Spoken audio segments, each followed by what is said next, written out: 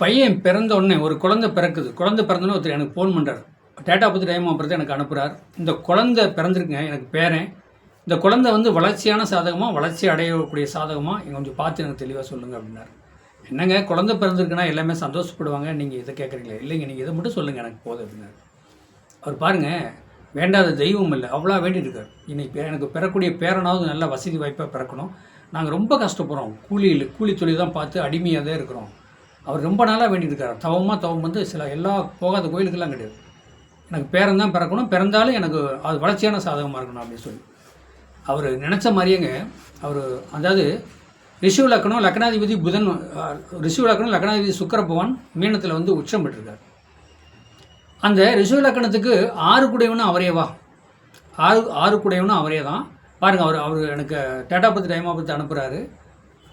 லக்கணம் ரிஷிவ லக்கணம், லக்கணத்துக்கு லக்னாதிபதி சுக்கிர பகவான் இருக்குது. சுக்கிர பகவான் 11ஆம் இடத்துல உச்சம். ஆனால் அதே நேரத்துக்கு அந்த லக்கணத்துக்கு 6 குடையவனும் சுக்கிர பகவான் வர்றார்.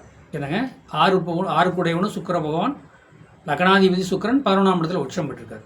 சரி, அந்த ரிஷவத்துக்கு 2க்கும் 5 குடையும் யாருங்க? புதன் பகவான் 2ஆம் இடத்துல ஆட்சி பெற்றிருக்கார். அப்போ லக்னாதிபதி நல்ல நிலைமை இருக்கார், 2 குடையும் ஆட்சி பெற்றிருக்கார். ஆனால் காலபுருஷனுக்கு 3க்கும் 6 குடையவனும் கணக்கெடுத்தாலும் கடன் சம்மந்தப்பட்டதில் பிரச்சனை சிக்கல் மாட்டுவார்னு சொல்லி அந்த சாதத்தை கணக்கெடுத்தாலும் இருந்தாலும் வந்து ஏன்னா சுக்கிரன் உச்சம் பெற்றிருக்கார். அப்போ உச்சம் பெற்றிருக்கும் போது குருவோட நட்சத்திரத்தில் உட்காந்து நல்ல ஒரு மாற்றம் வரும், உங்கள் பேரன் நல்லா வளருவார் அப்படின்னு சொன்னேன்.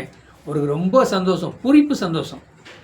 ஏன்னா அவங்க நானும் கஷ்டம், என் பையனும் கஷ்டம், எனக்கு என் பேரனாக ஒரு நல்லா இருப்பாரா, நல்ல வளர்ச்சியான சாதகமாக, நல்ல வாழ்க்கையில் முன்னுக்கு வருவாங்களா, சொத்து சுகம் சேர்த்துவாரா, கார் வாங்குவாரா, வீடு கட்டுவாரா, அவ்வளோ வரிசையாக கேட்குறாரு. அவர் நினச்ச மாதிரியே அவங்க குலதெய்வமே அனுக்கிரகம் பண்ண மாதிரியே ரிஷிவ லக்கணம் காலபுருஷனுக்கு 2ஆம் இடம், காலபுருஷனுக்கு 2 குடையும் வந்து 11ஆம், அந்த லக்கணத்துக்கு 11ஆம் இடத்துல உச்சம் பெற்றிருக்கார். பொண்ணும் பொருள் சொத்து சோகம் வீடு வாச எல்லாமே கிடைக்குமா? ரிஷிவ லக்கணத்துக்கு 2 குடையும் புதன், 5 குடையும் புதன், 5ஆம் இடங்கிறது பூர்வ புண்ணியாதிபதியாக வராரா? காலபுருஷனுக்கு 3க்கு 6 குடையனா வந்தாலும் அவர் வந்து பூர்வ புண்ணியாதிபதி ரிஷவத்துக்கு வரும்போது 2 குடையும் புதனாக வரும்போது கண்டிப்பாக அப்போ 1 5 இப்போ வந்து பாருங்களேன், லக்னாதிபதி நல்ல நிலைமையில் இருக்கார், 5 குடையும் நல்ல நிலைமையில் இருக்கார். 9 குடையும் யாருங்க? 9 குடையும் சொல்லக்கூடாது மகரமாக வரும், சனி பகவான் ஆகிறார்.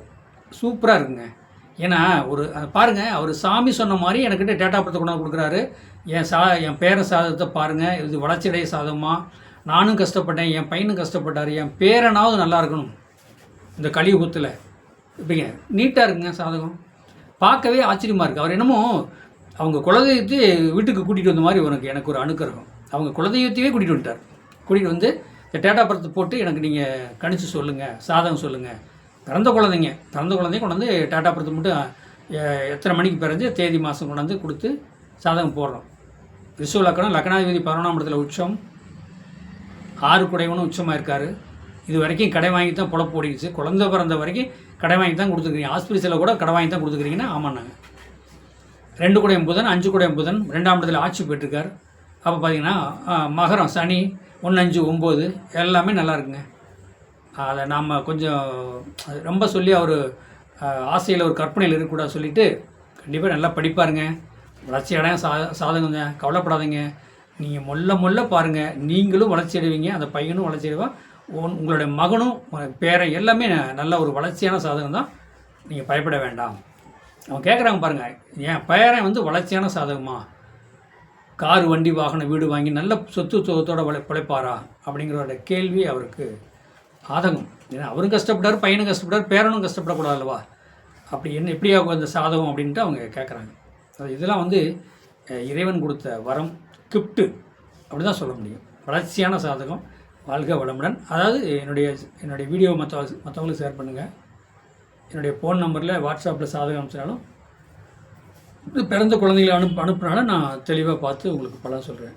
வாழ்க வளமுடன். வாழ்த்துக்கள்.